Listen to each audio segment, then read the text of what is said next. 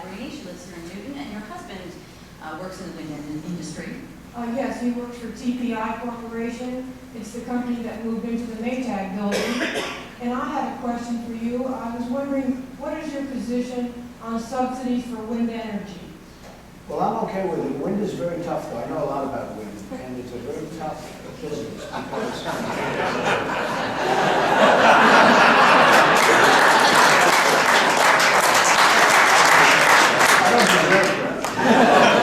I mean, I know a lot about the wind industry. It's a tough business because, especially now, when we have oil down at $40, it needs subsidy. Otherwise, you're just not going to have them built. They're very expensive to build, and they're very expensive to maintain.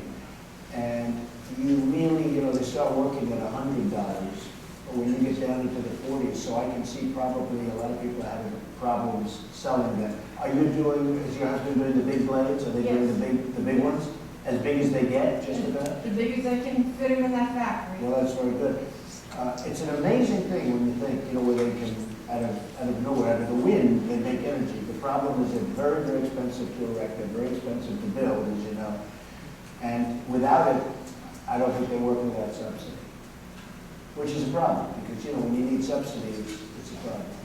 Again, when you have oil down at $40 a barrel, which is now down, which it should have been a long time ago, they had the monopoly, and there's a lot of oil around. Because of fracking and other things, they found so much.